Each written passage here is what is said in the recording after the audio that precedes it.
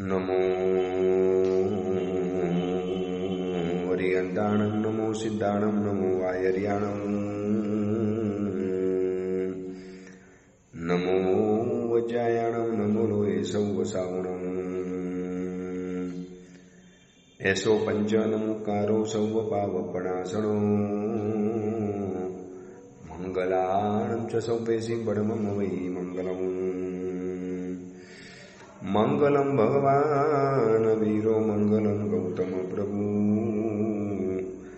મંગલમ સ્થૂલભદ્રાદ્યા જૈન ધર્મોસ્તુ મંગલમ. પ્રવચનનો વિષય છે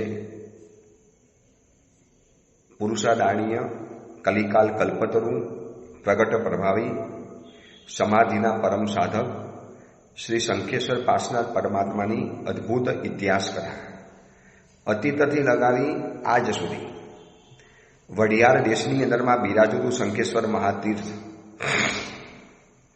આ શંખેશ્વર મહાતીર્થે જે રીતે આકર્ષણ પેદા કર્યું છે, જે રીતે એક ખીલેલા ગુલાબ તરફ ભમરાઓ મંડરાતા આવે, ભમરાઓ ખેંચાઈને આવે, એનાથી આકર્ષાઈને જેમ ભાગી ભાગીને આવે, એવી રીતે આ શંખેશ્વર પાસનાથ પરમાત્માના એક ગુલાબ તરફ ભક્તોના ભ્રમર જે રીતે મંડરાતા હોય છે, જે રીતે ઉભરાતા હોય છે, આપણે એમ માનીએ કે આજે કદાચ દેરાસરની અંદરમાં ખાલી હશે, કદાચ શાંતિ જોવા માટે મળશે અને એ જ દિવસે સૌથી વધુ ભક્તોની ભીડ દેરાસરમાં જોવા માટે મળે. મેં તમને કીધું ને પહેલા કે આકાશ જો તારાથી ખાલી હોય તો શંખેશ્વરનો દરબાર ભક્તોથી ખાલી હોય. કેમ આ ભગવાનનો આવો પ્રભાવ કેમ છે? શું છે આ પરમાત્માની અંદરમાં? પ્રભુ તો બોલતા નથી, એક મંદ મંદ સ્મિત આપતા પરમાત્માની એક પ્રતિમા, નયનરમ્ય પ્રતિમા એક ગભારાની અંદરમાં બિલકુલ મૌન તરીકે બેઠેલી છે. અને મૌન હોવા છતાં પણ દૂર દૂર દેશાવરથી ક્યાં ને ક્યાંકથી રોજ બરોજ આડે દિવસે, ચાલુ દિવસે, રવિવાર હોય, શનિવાર હોય, સોમવાર હોય, શંખેશ્વરની અંદરમાં બધા જ વાર, બધા જ તહેવાર, બધા જ પર્વ, બધી તારીખ, તિથિ બધું સરખું છે. તો આ પરમાત્મા આપણા સુધી કેવી રીતે પહોંચ્યા, કેવી રીતે આ મળ્યા, આ પરમાત્માનો શું ઇતિહાસ છે, આ પ્રભુની શું કહાની રહેલી છે? કહાનીનો ઇતિહાસ સાંભળતા સાંભળતા સાંભળતા એટલો અદ્ભુત આનંદ આવશે, કદાચ વર્ષોથી શંખેશ્વર તીર્થની યાત્રા કરનારી વ્યક્તિઓને પણ ખબર નથી આટલો ડીપની અંદરમાં અને આટલો પ્રાચીન ઇતિહાસ છે. આપણે ગઈકાલે ઇતિહાસની અંદરમાં ત્યાં સુધી પહોંચેલા હતા કે શંખેશ્વર પાસનાથ પરમાત્માને અષાઢી શ્રાવકે ભરાવ્યા, પોતે સ્વયં વૈમાનિક દેવ થયો, ત્યાં લઈ ગયા, ઘણા કાલ પૂજી બહુમાને, બહુ કાલ એને પૂજા કરી. પછી સૌધર્મ ઇન્દ્ર લઈ ગયા, પછી ત્યાંથી સૂર્યના વિમાનની અંદરમાં, ચંદ્રના વિમાનની અંદરમાં 54 લાખ વર્ષ સુધી એની આરાધના થઈ. કોણ જાણે આ પરમાત્માનું એક વિશિષ્ટ સૌભાગ્ય, વિશિષ્ટ આકર્ષણ, આ જીન બિંબનું એવું એક લોકોને મોહિની લાગેલી છે. જે પણ કોઈ વ્યક્તિ આને જોવે એટલે એના પ્રેમની અંદરમાં પડી જાય. બધાને એમ જ થાય કે બસ આ પ્રતિમા મારી પાસે આવે તો સારું, હું આની ભક્તિ કરું, મારા મકાનમાં, મારા દેવલોકમાં, મારા ઘરમાં, મારી આજુબાજુની અંદરમાં બસ આ પરમાત્મા છવાઈને રહેવા જોઈએ. કોઈક એવી શાશ્વત શુભ અને શ્રેષ્ઠ પલે આ પ્રતિમાનું નિર્માણ થવા પામેલું છે. અને એ બનાવનારનો ભાવ, એ પ્રતિમા જે રીતે બનેલી હશે, જે શુભ સમયે એની પ્રાણ પ્રતિષ્ઠા થઈ હશે, અને એ પ્રતિમાનો જે ઇતિહાસ પહોંચ્યો છે, આપણે ત્યાં સુધી પહોંચેલા હતા કે ચંદ્ર દેવે પણ પોતાના વિમાનની અંદરમાં 54 લાખ વર્ષ સુધી આ પરમાત્માની બહુમાનપૂર્વક ભક્તિ કરી. વિચારીને જો, માનવ લોકની અંદરમાં બનેલી આ પ્રતિમા છે, કોઈ રત્નની પ્રતિમા નથી, કોઈ સુવર્ણની પ્રતિમા નથી, કોઈ વિશિષ્ટ દ્રવ્યની પ્રતિમા નથી જે આરસની પ્રતિમા હોય. પણ આ પ્રતિમાની જે મોહિની, આ પ્રતિમાનું જે ઘેરું લાગ્યું, આ પ્રતિમાનું જે આકર્ષણ પેદા થયું, મેં તમને કીધું ને, જે પણ દેવ, જે પણ વ્યક્તિ આ પ્રતિમાને જોવે એટલે એક વખત એના પ્રેમની અંદરમાં પડી જાય. હવે 54 લાખ વર્ષ સુધી ચંદ્ર દેવતાએ તો આ રીતે ભક્તિ કરી. હવે આ પ્રતિમાજી વળી પાછા ક્યાં ક્યાં ગયા એમ કહેવાનું મન થાય કે આપણા શંખેશ્વર દાદા વિશ્વ પ્રવાસી છે, વર્લ્ડ ટુરિસ્ટ છે, સમગ્ર દુનિયાની અંદરમાં ફર્યા છે. જે દુનિયા ફરવાનો દાવો કરતા હોય એને એક વખત પૂછી લેજો ચંદ્રના વિમાનની અંદરમાં ગયા છો, સૂર્યના વિમાનમાં ગયા છો, સૌધર્મ દેવલોકની અંદરમાં ગયા છો, કોઈ વૈમાનિક દેવલોકની અંદરમાં અસંખ્ય કાળ સુધી રહેલા છો, પાતાળ લોકની અંદરમાં ગયા છો, નાગલોકની અંદરમાં ગયા છો, ગંગા અને યમુના નદીની અંદરમાં ગયા છો, દંડકારણ્યની અંદરમાં ગયા છો, વૈટાજ્યના વિદ્યાધરોના આવાસની અંદરમાં ક્યારે ગયા છો? ભાઈ આ બધું ક્યાં આવ્યું ખબર નથી. અમે તો કદાચ બહુ તો જાપાન ગયા, ચીન ગયા, બર્મા ગયા, થાઈલેન્ડ ગયા, બહુ તો ન્યુઝીલેન્ડ ગયા, ઓસ્ટ્રેલિયા ગયા, અમેરિકા ગયા. ભાઈ એ તો બધી ધરતી ઉપરની ચીજો છે, ધરતી ઉપરના પ્રવાસ સ્થળો છે. અને આ શંખેશ્વર પાસના ભગવાન હકીકતની અંદરમાં વિશ્વ પ્રવાસી છે. અને આ ભગવાનને આપણે જ્યારે બેઠા હોઈએ ને ત્યારે ભગવાનને મજાકમાં કહેવાનું મન થાય, પ્રભુ આપ વિશ્વ પ્રવાસી છો, વર્લ્ડ ટૂર કરીને આવેલા છો. જ્યાં જ્યાં એક દેવતાનો વાસ છે, જ્યાં જ્યાં એક માનવ વસે છે, પ્રભુ આપ સર્વ જગ્યાની અંદરમાં ગયા છો. છતાં પણ પ્રભુ આપ ભવ બ્રહ્માંડને કાપનારા છો, લોકોના સંસારનો અંત કરનારા છો.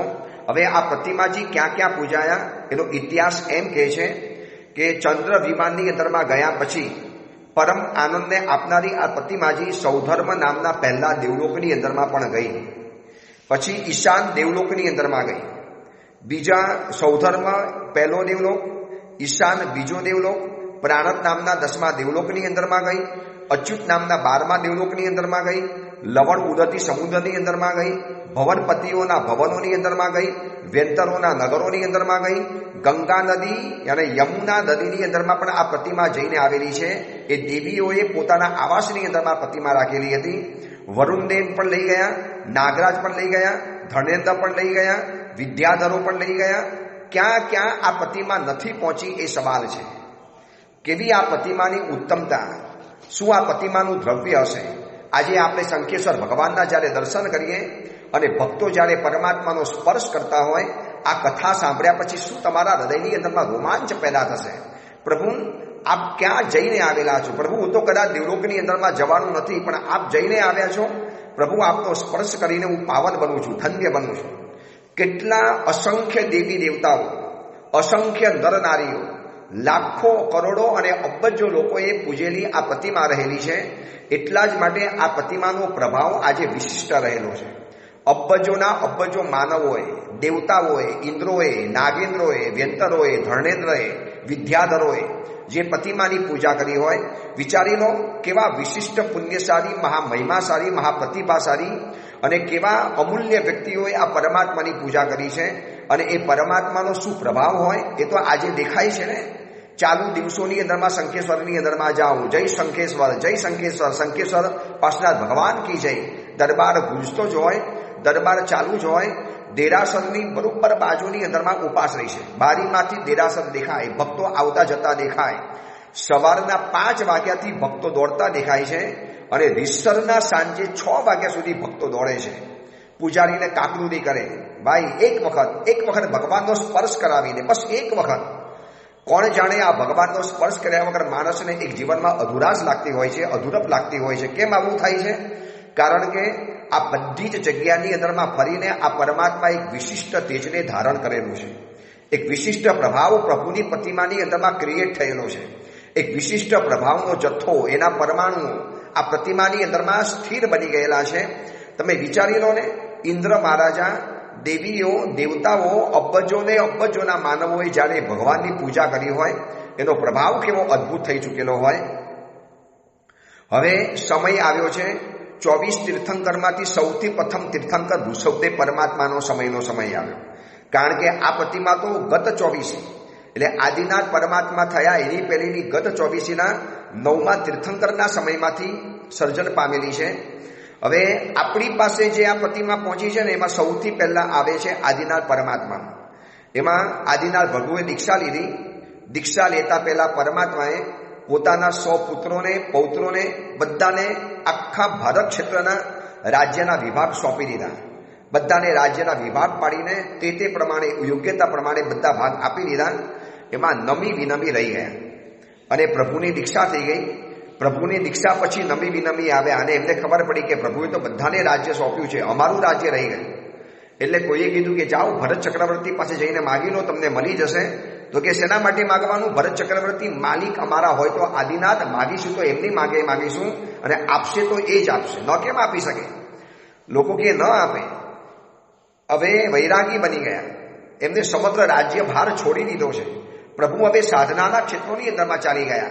ભલે ગયા, હવે પ્રભુને રીઝવશું, અમે પ્રભુને મનાવશું, હવે પ્રભુને અપાવવા માટે મજબૂર બનાવશું. અને નમી વિનમી કૃત નિશ્ચયી બની સંકલ્પને લઈ અને પ્રભુની સેવાની અંદરમાં ઊભા રહે છે. પ્રભુ જ્યાં ઊભા રહેવાના હોય ત્યાં પ્રભુની સુરક્ષા કરે, તારા તડકાથી પ્રભુને બચાવે, પ્રભુના રસ્તાની અંદરમાંથી કાંટા હટાવે, પ્રભુ જ્યાં કાવસધ્યાને ઉભેલા હોય ત્યાં માખી મચ્છરોને હટાવે અને પ્રભુની રોજ દિવ્ય સેવા કરે. એમાં એક દિવસ નાગરાજ ધર્ણેન્દ્ર પરમાત્માને જ્યારે વંદન કરવા માટે આવ્યો અને એમની આ ભક્તિથી પ્રસન્ન થઈ અને એમને પૂછ્યું, કોણ છો? શું કામ આ પ્રભુની સેવા કરો છો? તો કે અમે પ્રભુના પૌત્ર છીએ અને પ્રભુની પાસેથી રાજ્યનો ભાગ માગવા માટે આવ્યા છીએ. અમારા પ્રપિતામહ છે અને અમે જ્યારે બહાર ગયેલા ત્યારે પ્રભુએ બધાને રાજ્ય સોંપી દીધું, અમે રહી ગયા છીએ. એટલે નમી વિનમીની આ ભક્તિથી સંતુષ્ટ બની અને ઇન્દ્ર મહારાજાએ પ્રજ્ઞપ્તિ આદિ 16,000 વિદ્યાઓ એમને અર્પણ કરી, પાઠ સિદ્ધ વિદ્યાઓ જે ખાલી સાંભળે અને યાદ રહી જાય. અને એ લોકોને વૈટાટ્ય પર્વતના ઉત્તર શ્રેણી અને દક્ષિણ શ્રેણીની અંદરમાં નગરો અને ગામ વસાવી અને ત્યાંના વિદ્યાધરો રાજાઓ બનાવી દીધા. એટલી બધી વિદ્યાઓ અર્પણ કરી દીધી. અને જ્યારે આ કર્યું ને પછી એ વખતે સૌથી વિશિષ્ટ ભેટ આપી છે આ શંખેશ્વર ભગવાનની ભેટ આપી. ધર્ણેન્દ્ર આવ્યા કે લો, આ પ્રતિમાની તમે ભક્તિ કરજો, આ પ્રતિમાની પૂજા કરજો. યાદ રહે, નમી વિનમી પૌત્ર છે આદિનાથ પરમાત્માના, નમી વિનમી વંશજ છે આદિનાથ ભગવાનના. અને આદિનાથ ભગવાનના સમયની અંદરમાં ઇન્દ્ર મહારાજાએ પૂજા કરવા માટે આપી છે પાર્શ્વનાથ પરમાત્માની. કેવું પ્રભુનું પ્રચંડ સૌભાગ્ય છે, કેવું પ્રભુનું દિવ્ય ભાગ્ય છે. હજી તો ભગવાન 23મા તીર્થંકર બનવાના છે. હજી તો પ્રથમ તીર્થંકર પરમાત્મા છદ્મસ્ત અવસ્થાની અંદરમાં છે અને ત્યારથી પાર્શ્વનાથ પરમાત્મા આ ધરતી ઉપર આ ભરત ક્ષેત્રની અંદરમાં પૂજાવા લાગ્યા. અને નમી વિનમીને આ પરમાત્મા પ્રાપ્ત થયા, દિવ્ય પ્રતિમા પ્રાપ્ત થયા. આખો ઇતિહાસ બતાવી દીધો. અને જ્યારે ઇતિહાસ જાણ્યો કે ગત 24ના 9મા તીર્થંકરના સમયમાંથી આ શંખેશ્વર ભગવાન, આ પાર્શ્વનાથ ભગવાન, એ વખતે શંખેશ્વર નામ હજી બન્યું નથી. શંખેશ્વર નામ તો હજી બહુ પછી બનવાનું છે. આ પાર્શ્વનાથ ભગવાનનું તમને અમૂલ્ય રત્ન આપું છું. જાનની જેમ જાળવજો, પ્રભુની ભક્તિ કરજો, સર્વ વિદ્યાઓ સિદ્ધ થશે, તમારા જીવનના સર્વ સંકટો દૂર થશે, મન વાંછિત પરિપૂર્ણ થશે. અને આદિનાથ ભગવાનના સમયની અંદરમાં આ પાર્શ્વનાથ પરમાત્માની વૈટાટ્ય પર્વતના વિદ્યાધરોના નગરની અંદરમાં પૂજા શરૂ થઈ ગઈ. અને એમ કહેવાય છે કે હજારો વર્ષ સુધી નમી વિનમીએ આ પરમાત્માની પૂજા કરી. 60,000 વર્ષથી વધુ સમય આ પરમાત્મા પૂજાયા છે વિદ્યાધરોના નગરની અંદરમાં. ત્યાં સુધીની અંદરમાં આ લોકોની કેટલી પેઢીઓ પસાર થઈ ગઈ, કેટલો સમય પસાર થઈ ગયો. પ્રભુ પૂજાતા રહ્યા, પ્રભુની ભક્તિ થતી રહી, પ્રભુની પ્રતિમાની અંદરમાં પ્રાણ પૃષ્ઠ થતો ગયો, પ્રભુના તેજના પરમાણુઓ ઓર વધતા ગયા. હવે સમય આવે છે 8મા તીર્થંકર શ્રી ચંદ્રપ્રભુ સ્વામી ભગવંતનો. એમ કહેવાય છે કે 7મા પરમાત્મા સુધી આ પરમાત્મા પૂજાતા રહ્યા વિદ્યાધરોના પર્વત ઉપર. હવે 8મા પરમાત્મા ચંદ્રપ્રભુ સ્વામીને કેવળ જ્ઞાન થયું. કેવળ જ્ઞાન થયા પછી સૌધર્મ ઇન્દ્ર ચંદ્રપ્રભુ સ્વામી ભગવંતની દેશનાની અંદરમાં આવ્યા અને પછી એમને પરમાત્માને પૂછ્યું કે પ્રભુ, મારો મોક્ષ ક્યારે થવાનો? હું સંસારમાંથી ક્યારે અંત પામવાનો? બસ આષાઢી સાવકની જેમ જ ચંદ્રપ્રભુ સ્વામી ભગવંતે અષાઢી સાવકની જેમ સૌધર્મ ઇન્દ્રને પણ જવાબ આપ્યો કે તમારો ભવ નિષ્ઠાન, તમારો સંસારનો અંત થવાનો છે 23મા તીર્થંકર પાર્શ્વનાથ ભગવાનના શાસનની અંદરમાં થવાનું છે. જ્યારે આ પાર્શ્વનાથ ભગવાનનું શાસન આ ભરત ક્ષેત્રની અંદરમાં જ્યારે તપતું હશે 23મા તીર્થંકર, ત્યારે તમારો મોક્ષ થવાનો છે. શું વાત કરો છો પ્રભુ?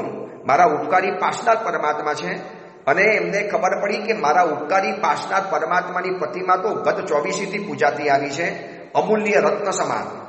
સમગ્ર દેવલોક જેની સામે તુચ્છ કહેવાય એવા અમૂલ્ય ચિંતામણી પરમાત્મા તો નમી વિનમીના વિદ્યાધર પર્વત ઉપર બિરાજમાન છે. અને સૌધર્મ ઇન્દ્ર એ પરમાત્માને ત્યાંથી લઈ આવ્યો અને લાવીને પોતાના દેવલોકની અંદરમાં સૌધર્મ ઇન્દ્રએ 54 લાખ વર્ષ સુધી પરમાત્માની પૂજા કરી. વિચારી શકો છો, આ પ્રભુને જોયા પછી કેવા ભાવ વિભોર બની જઈએ. આ એક એક વાતો જ્યારે પ્રભુની સાંભળીએ કે પ્રભુ કોઈ આપની 54 લાખ વર્ષ પૂજા કરે, કોઈ આપની 60-80 વર્ષ સુધી પૂજા કરે. પ્રભુ એ લોકો થાક્યા નથી આપની પૂજા કરીએ તો પ્રભુ અમે કેવી રીતે થાકીએ? અમને વારંવાર આપના મુખારવિંદના દર્શન કરવાનું મન થાય છે. પ્રભુ વારંવાર આપની પાસે આવવાનું મન થાય છે.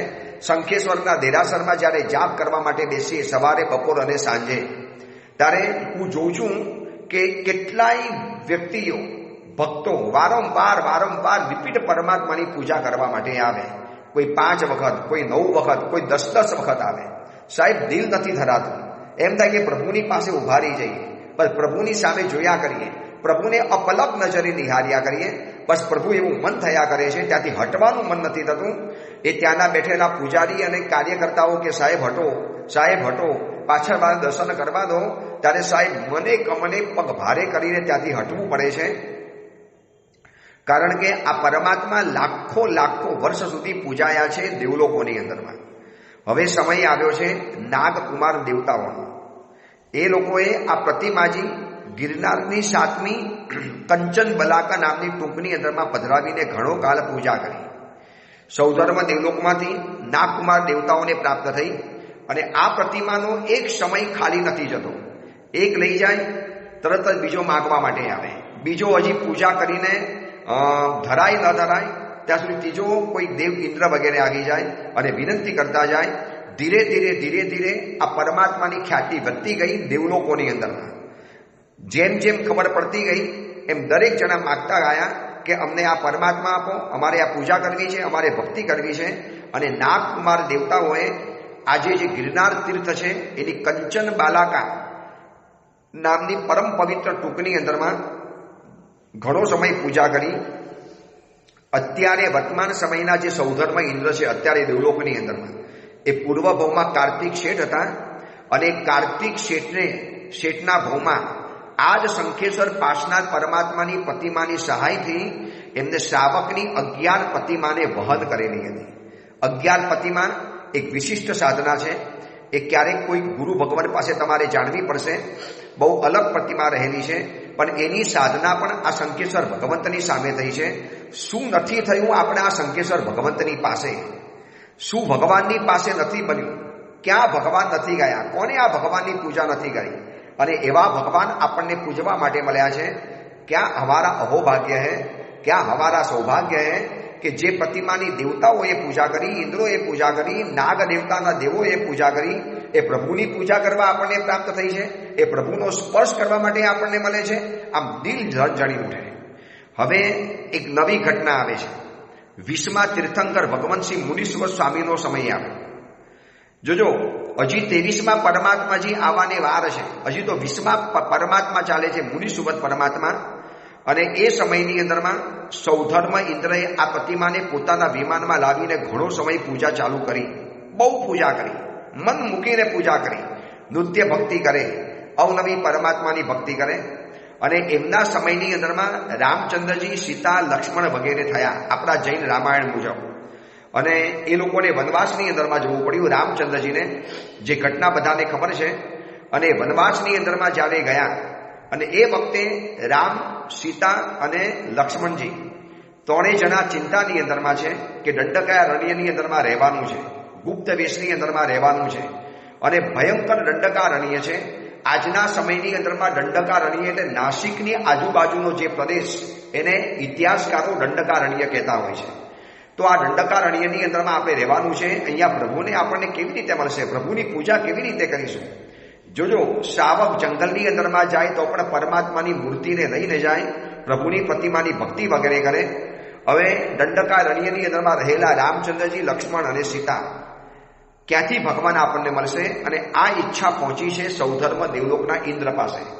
અરે, બલદેવ અને વાસુદેવ જંગલની અંદરમાં છે અને પ્રભુની પૂજા કરવા માટે માગે છે. ચલો, કેમ નહીં આપણે આ શંખેશ્વર ભગવાનની પ્રતિમા એમને ભેટ આપીએ?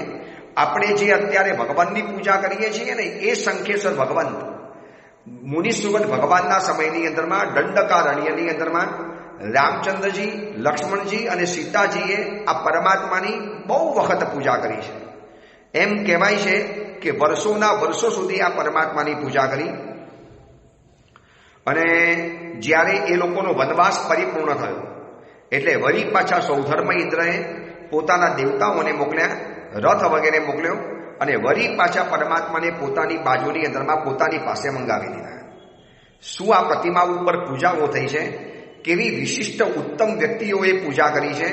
ચક્રવર્તીઓએ પૂજા કરી, વાસુદેવે પૂજા કરી, બલદેવે પૂજા કરી, ઇન્દ્રોએ પૂજા કરી, દેવતાઓએ પૂજા કરી, દેવીઓએ પૂજા કરી, વિદ્યાધરોએ પૂજા કરી. કોણે આ પરમાત્માની પૂજા નથી કરી? અને એ પ્રભુને અડવા માટે જ્યારે આપણને મળે, આપણને જ્યારે રોમાંચ થાય કે શું શંકેશ્વર ભગવંતની ભક્તિ હું કરી રહેલો છું, આ પ્રભુને મને નિહાળવા માટે મળ્યા. આ પ્રભુ કે જે પ્રભુ ક્યાં ને ક્યાં જઈને આવેલા છે. હવે સમય થોડોક બદલાયો. રામચંદ્રજીનો વનવાસ પરિપૂર્ણ થઈ ગયો અને આખા વનવાસની અંદરમાં અદ્ભુત રીતે પરમાત્માની ભક્તિ કરી. સૌધર્મ ઇન્દ્ર વરી પાછા દેવ વિમાનની અંદરમાં લઈ ગયા. વરી પાછી ગિરનાર પર્વતની 7મી ટૂંક બહુ પવિત્ર ગણાય છે. આ પ્રતિમાજીને સૌધર્મ ઇન્દ્રએ ત્યાં સ્થાપિત કરી કે આ ગિરનાર પર્વત ઉપર આ પરમાત્માના પણ બેસણા કરવા જેવા છે. પ્રભુને ત્યાં બેસાડ્યા, બિરાજમાન કર્યા. સૌધર્મ ઇન્દ્ર આવીને ત્યાં પરમાત્માની પૂજા કરતા હતા. હવે કોઈ જ્ઞાની પુરુષના વચનથી આ પ્રતિમાજીની પવિત્રતાને જાણી, એની પ્રભાવકતા, એની ચમત્કારિકતા, એની અદ્ભુતતા, એની ઉત્તમતા, આ પ્રતિમાજીની વિશિષ્ટતા જાણવા માટે મળી નાગરાજ ધર્ણેન્દ્રને ખબર પડી. એટલે વળી પાછા એ પરમાત્માને પોતાના ભવનની અંદરમાં લઈને આવ્યા. અને બીજો ઇતિહાસ એમ કે છે કે ધર્ણેન્દ્રને જ્યારે ખબર પડી કે આજ પ્રભુના પ્રભાવે ધૂણીની અંદરમાં બરનારો હું સર્પ આજે ધર્ણેન્દ્ર બન્યો છું. ધૂણીમાં બરતો દયા લીધી તમે, જ્ઞાને કરી સર્પને. પ્રભુ આપ તો પ્રભાવતીની સાથે રમતા હતા, ચેસ રમતા હતા, જુગટું રમતા હતા અને એ સમયની અંદરમાં આપને ખબર પડી કે હું ધૂણીની અંદરમાં બની રહેલો છું. પ્રભુ સીધા જ આપ ઘોડા ઉપર ચડી અને મને બચાવવા માટે આવ્યા. આવું જ્યારે ધર્ણેન્દ્રએ જ્ઞાન દ્વારા જોયું તો મારા પરમાત્માની પૂજા કેવી રીતે કરું? કોઈએ કીધું કે આ પ્રતિમા બનેલી છે તમારા ઉપકારી ભગવંતની, લઈ આવો તમારા ભવનની અંદરમાં. એટલે ગિરનારની 7મી ટૂંકમાંથી એ પરમાત્મા વળી પાછા અધોલોકની અંદરમાં ગયા. ત્યાં પદ્માવતી દેવી, નાગરાજ ધર્ણેન્દ્ર આ બધા જ સેવા કરવા માટે આવ્યા. પ્રભુની સેવા કરવા લાગ્યા, પ્રભુની ભક્તિ કરવા લાગ્યા. યાદ રહે, હજી પણ પરમાત્મા પાસના ભગવાનનું શાસન નથી આવ્યું. હવે શાસન આવે છે નેમનાર પરમાત્મા. આ નેમનાર પરમાત્મા એટલે 22મા તીર્થંકર ભગવાન. 22મા તીર્થંકર નેમનાર પરમાત્માનો સમય આવ્યો. કાલનું ચક્ર ફરતું ગયું, ફરતું ગયું, ફરતું ગયું. ગત 24ના 9મા દામોદર તીર્થંકર ભગવંતના સમયની અંદરમાં સર્જન પામેલી આ પ્રતિમા, નિર્માણ પામેલી આ પ્રતિમા અતિ ઉત્કૃષ્ટ ભાવે, અતિ શુભ પલે, શાશ્વત પલે, શ્રેષ્ઠ પરે પ્રભુનું આ સર્જન થયેલું છે. અને એ પરમાત્મા હવે અંતિમ સમય, અત્યારે છેલ્લા સમયની અંદરમાં આપણે જ્યારે આ ઇતિહાસ જાણી રહેલા છીએ ત્યારે એ પરમાત્મા ભવનપતિના ભવનની અંદરમાં, ધર્ણેન્દ્રના ભવનમાં, પાતાલોકની અંદરમાં ધર્ણેન્દ્ર પદ્માવતી પરિપૂજિત આવ્યા. ધર્ણેન્દ્ર અને પદ્માવતી એ પરમાત્માની પૂજા કરે છે, ભક્તિ વગેરે કરે છે. અને આજથી બરોબર હવે સમયનું વેણ પસાર થતા 18 કોટી સાગરૂપમની અંદરમાં 87, 88, 90,000 વર્ષ બાકી છે. એટલે કે 17,500 કોટી સાગરૂપમ પરિપૂર્ણ થઈ ગયું છે આ પરમાત્માને આ સુધીની અંદરમાં. આ પ્રતિમા આટલા વખતની અંદરમાં હવે હરતી ફરતી અહીંયા પહોંચેલી છે. અને આ બાજુ ધરતી ઉપર એ ઘમસાણ યુદ્ધના મંડાણ થયેલા છે. ભયંકર યુદ્ધ મંડરાયું છે. હજી તો મહાભારતનું યુદ્ધ હમણાં જ પત્યું છે. મહાભારતનું 18 દિવસનું ભીષણ યુદ્ધ પૂરું થયેલું છે. લાખો લોકોનો કચ્ચર ઘાણ નીકળી ગયો. 18 અક્ષોહિણી સેના ખતમ થઈ ચૂકેલી છે. કૌરવો ખતમ થઈ ગયા, સાપ થઈ ગયા, નામ શેષ થઈ ગયા. પાંડવોના 5 દીકરાઓ પણ યુદ્ધની અંદરમાં અશ્વત્થાધામાં છેલ્લે મરાઈ ગયા. અને સમરાંગણ સ્મશાન ભૂમિ બની ચૂકેલી છે. હજી તો આ યુદ્ધ થયાને થોડોક સમય થયેલો છે. એમાં વળી પાછું આ આર્યાવર્તની અંદરમાં એક ભયંકર યુદ્ધ ગાજ્યું ઉઠ્યું. જે યુદ્ધ પ્રતિવાસુદેવ અને વાસુદેવની વચની અંદરમાં હંમેશા થાય જ. હંમેશા વાસુદેવના હાથે પ્રતિ વાસુદેવનું મોત થાય. જેમ રામચંદ્રજીના હાથે રાવણજી મરાયા, એવી રીતે પ્રતિ વાસુદેવ અને વાસુદેવને હંમેશા કોઈ પણ હિસાબે આવું કોઈ વેર બંધાયેલું હોય. આ બાજુ શ્રી કૃષ્ણ અને બલદેવ, શ્રી કૃષ્ણજી પ્રતિ વાસુદેવ છે અને આ બલદેવ છે. અને એ સમયની અંદરમાં જરાસંઘ નામને રાજા જે પ્રતિ વાસુદેવ હતો. જરાસંઘનું જબરજસ્ત સામ્રાજ્ય હતું. જરાસંઘની અંડરમાં સમગ્ર ભરત ક્ષેત્ર 3 ખંડનું સામ્રાજ્ય જ્યારે એના હાથની અંદરમાં હતું. અને મહાભારતનું યુદ્ધ પત્યા પછી કોઈ પણ કારણસર, કોઈ પણ બાનાથી, કોઈ પણ રીતે શ્રી કૃષ્ણ ભગવાન જે કહેવાય છે અને જરાસંઘ, આ બંને જણાનું યુદ્ધ આવ્યું. એમાં શુભશીલ ગણી પંચસતી પ્રબોધની અંદરમાં એમ કહે છે કે દુર્યોધનના મૃત્યુથી એનો જે મિત્ર હતો, 3 ખંડનો ધણી મગધેશ્વર જરાસંઘ, અત્યંત ગુસ્સે ભરાયેલો અને એમાં શ્રી કૃષ્ણનો હાથ લાગ્યો. એટલે એને શ્રી કૃષ્ણને કહેવડાવ્યું કે તમે દુર્યોધનને માર્યો છે ને, હવે એનો બદલો લેવા તૈયાર છું, આવી જાઓ મારી સામે યુદ્ધ કરવા માટે. હવે યુદ્ધ કરવાનો અત્યારે સમય નહોતો. યુદ્ધ કરવું અત્યારે પોસાય પણ એમ નહોતું, કારણ કે એટલી બધી ખુવારી થયેલી છે 18 દિવસના યુદ્ધ દરમિયાન. વળી પાછું યુદ્ધ માથે મંડાયું. હવે કોઈ યુદ્ધ જાહેર કરેલું યુદ્ધ તો કરવું જ પડે. અને પાંડવ ચરિત્ર મહાકાવ્યની અંદરમાં કીધું છે, શ્રી કૃષ્ણએ જરાસંઘનો પડકાર ઝીલી લીધો, યુદ્ધ જાહેર થયું. હવે આ યુદ્ધ દ્વારિકા નગરી, એ કાળમાં દ્વારિકા નગરી બહુ મોટી હતી. આજે જે દ્વારકા છે ને એનાથી તો કઈ ગુણી મોટી હતી. એના ઈશાન ખૂણાની અંદરમાં વઢિયાર દેશ, આજે શંખેશ્વર ભગવંત જ્યાં બિરાજે છે એ આખા ઇલાકાને કહેવાય છે વઢિયાર દેશ કહેવાય છે. સરસ્વતી નદીના કિનારે આ વઢિયાર દેશ આવેલો હતો અને એ પ્રદેશ શ્રી કૃષ્ણ ભગવાનના તાબાની અંદરમાં હતો. આજે સરસ્વતી નદી સમી ગામની બાજુમાં વહેશે. આ શંખેશ્વરની બાજુમાં જે સમી ગામ છે ને, સમી રાધનપુર, તો આ સમીની આજુબાજુની અંદરમાં એક ઇતિહાસ એવો કહેવાય છે કે દ્વારિકા નગરીથી ઈશાન ખૂણાની અંદરમાં આવેલો આ વઢિયાર દેશ છે. સરસ્વતી નદીના કિનારે રહે છે અને સેનપલ્લી ગામની પાસે આ મોટો સંગ્રામ થયેલો હતો. આજે પણ સેનપલ્લી ગામ મળે છે, થોડાક નામ બદલાઈ ગયા છે. દીપ વિજયજી મહારાજાએ શંખેશ્વર પાસનાથ ભગવાનનો સલોકો બનાવ્યો છે અને એ સલોકાની અંદરમાં એક સરસ મજાની ઇતિહાસની વાત બતાવી છે કે બંને પક્ષની જ્યારે યુદ્ધની છાવણી રચાઈ તો કોની છાવણી ક્યાં રહેલી હતી? તો કે શ્રી કૃષ્ણ ભગવંતની છાવણી ઓડુ, પંચાસર, ઝીંઝુવાડા, મેમણા, લોલાડા, આદરિયાણા, જાડિયાણા, મહુવા, રાણી, આ વગેરે ગામોની આજુબાજુની અંદરમાં શ્રી કૃષ્ણની છાવણી પડેલી હતી. અને આ બાજુ વાઘેર વગેરે જે ગામ હતા એ ગામની આજુબાજુની અંદરમાં જરાસંઘનો પડાવ પડેલો હતો. અને બંને પક્ષો વચ્ચે જે ખૂંખાર જે યુદ્ધ ખેલાયું એ આજે શંખેશ્વરની બાજુમાં મુજપુર ગામ છે. તો મુજપુર, સમી, આ બધા ગામની આજુબાજુના ખુલ્લા પ્રદેશની અંદરમાં આજે પણ શંખેશ્વરમાં જ્યારે પણ આવીએ ને ત્યારે તમે જોજો શંખેશ્વરનો આખો જે રસ્તો છે ને એ ટેબલ જેવો દેખાય છે, એકદમ ટેબલ જેવો ફ્લેટ, બિલકુલ સીધો રસ્તો. અમે વિહારમાં ચાલીને આવીએ એટલે ખબર પડે, કિલોમીટરના કિલોમીટર સુધી ગાડીઓની બેક લાઇટ સવારના વિહારો દરમિયાન દેખાતી હોય છે. એટલો સ્ટ્રેટ રસ્તો છે, સીધો રસ્તો, અને આખો રસ્તો ટેબલ જેવો ફ્લેટ છે એકદમ, જેને ટેબલ લેન કહેવાય. અને આ એરિયાની અંદરમાં સૌથી વધારે ઉગતા હોય તો ગાંડા બાવર, આખો પ્રદેશ લગભગ એનાથી છવાયેલો છે. એટલે યુદ્ધ માટે આ પ્રદેશ બહુ યોગ્ય લાગ્યો. સરસ્વતી નદીનો કિનારો, સમી, મુજપુર, આ બધા ગામની આજુબાજુની અંદરમાં. અને બંને જણાની પાસે ભયંકર શસ્ત્રો, અસ્ત્રો અને સેનાધિપતિઓ હતા. છતાં પણ પ્રતિ વાસુદેવ હતા જરાસંઘ, એટલે એમની પાસે ઘણા બધા વિદ્યાધરો, ઘણા લોકો એમના પક્ષની અંદરમાં હતા. તો આ બાજુ શ્રી કૃષ્ણ ભગવાનના પક્ષની અંદરમાં 5 પાંડવો વગેરે મહારથીઓ હતા. અને ખૂંખાર યુદ્ધ ખેલાઈ ગયું, ભયંકર યુદ્ધ મંડાઈ ગયું. આ યુદ્ધ એવું મંડાયું કે દિવસોના દિવસો સુધી આ યુદ્ધ ચાલ્યું. આ યુદ્ધ બંને સમાન વ્યક્તિઓની સામે હતું. બંને સમાન વ્યક્તિઓની સામે આ યુદ્ધ મંડાયેલું હતું. અને આ યુદ્ધની અંદરમાં આપણા 22મા તીર્થંકર નેમનાર પરમાત્મા પણ જોડાયેલા હતા. તીર્થંકર છે છતાં પણ એક ઔચિત્ય, એક પારિવારિક જવાબદારી, એક પારિવારિક વિવેક કે જ્યારે પરિવારની આપત્તિ આવી છે તો એવા સમયની અંદરમાં મારે ઘરે ન બેસી રહેવાય, આ મારું ઔચિત્ય ન ગણાય.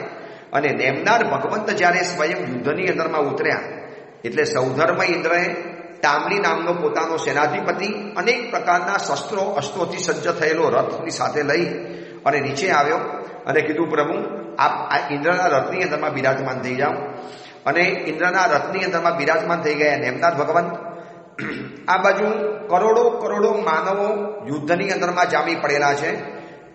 કેટલા કિલોમીટરો સુધી છાવણી લંબાયેલી પડેલી છે અને ઘમસાણ યુદ્ધ શરૂ થયું. 1 દિવસ, 2 દિવસ, 3 દિવસ, 4 દિવસ યુદ્ધ કેમે કરીને ખતમ નથી થતું.